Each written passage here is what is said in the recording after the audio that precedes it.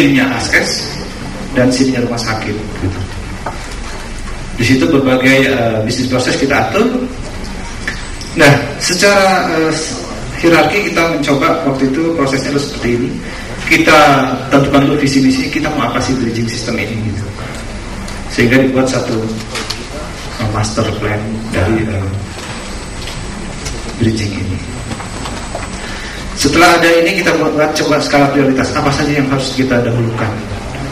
Yang seperti tadi bisnis prosesnya tentu harus lebih dahulu.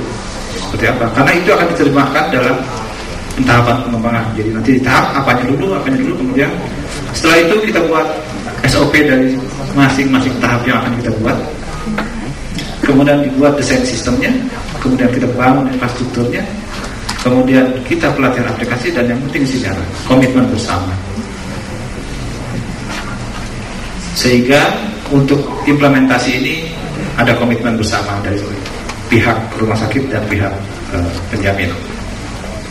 Tujuannya adalah kita ingin menggabungkan dua sistem yang berbeda, kemudian meningkatkan efektivitas entry data processing, kemudian efisiensi dalam penggunaan sumber daya, waktu, biaya, alat, dan seterusnya. Kita ingin juga transparansi, tapi tidak saling intervensi. Keamanan masing-masing dipertahankan, dijaga. Kita tidak memasuki sistem dari rekan kerja kita. Kemudian tingkat keamanan dan kerahasiaan masing-masing pun terjaga. Kemudian ketepatan proses dan pengelolaan baik klaim, piutang, dan verifikasi ini dalam satu rangkaian yang memang satu proses. Sasarannya adalah yang ingin kami capai. Tentunya untuk rumah sakit kita ingin pelayanan lancar, efektif, efisien, ada kepastian pembiayaan, ketepatan klaim, kepuasan konsumen, pasien, pelayanan, stakeholder. Askes pun punya keinginan atau pihak penjamin kebenaran data, validasi data, terkendalinya data, pembayaran yang dapat dipertanggungjawabkan, kepuasan konsumen kalau dia sebagai penjamin dari pasien. Demikian juga pasien ingin cepat dalam proses, tepat dalam pelayanan, murah dalam pembiayaan, dan kepuasan sebagai pengguna jasa. Ya. Ini masih gambar yang tadi, proses jadi Askes di sini rumah sakit. Komunikasinya adalah ketika rumah sakit memberikan data peserta Askes, maka kita beri perintah. Apakah ini data ini valid? Maka dia akan masuk ke Askes. Askes akan menjawab, ini sudah valid, cukup di sini. Dia tidak masuk ke sini. Kita tangkap lagi, masuk sini. Ini dilayani gitu. Dan di situ ada bisnis proses, bisnis luarnya. Nah ini tools yang digunakan dalam bridging router ini adalah ada 3 pihak utama yang kita terkait. Ada SIM rumah sakit. Nah ini SIM-nya rumah sakit. Ada juga SIM-nya Askes. Tapi ada rekan kita yang menyediakan fasilitas untuk komunikasi data.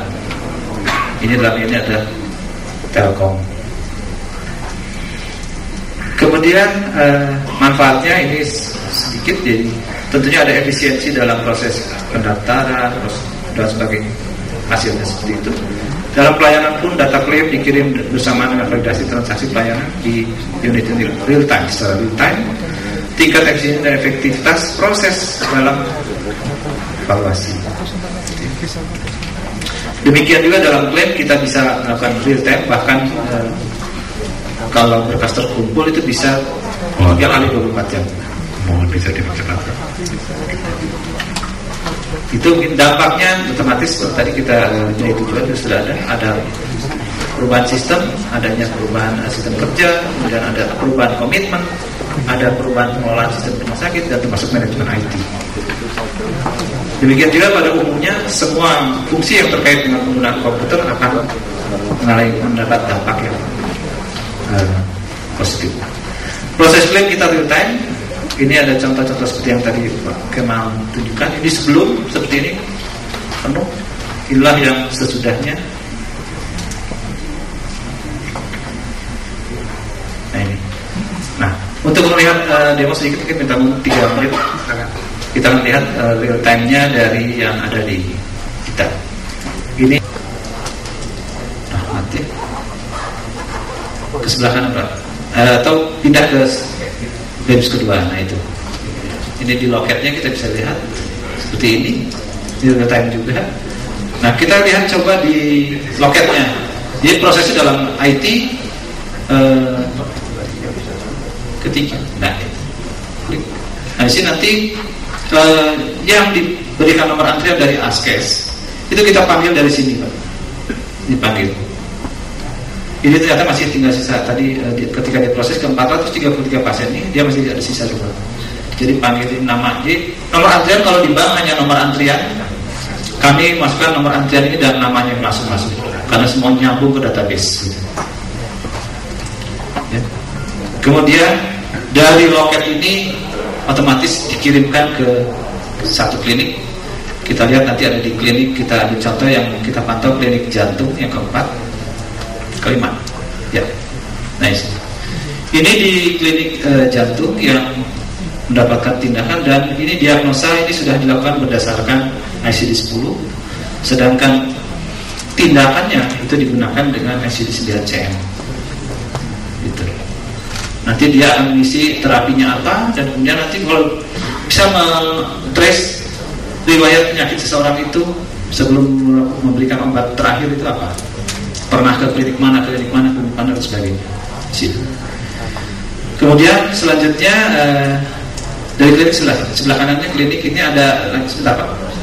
Yang sebelah kanannya ada nomor antrian. Nah ini antrian di layarnya klinik jantung. Sini ini klinik kardio. Jadi pasien yang sudah ke 282. Jadi kalau yang tadi antrian pertama adalah di ASKES, loket ASKES, hanya pasien ASKES. Sedangkan di klinik ini adalah keseluruhan pasien, baik ASKES, Jamkesmas maupun yang umum. Gitu. Kemudian dari sini dia akan mendapatkan ke apotek. Kita lihat di pantau yang apotek atas. Ya, ini real time juga apotek.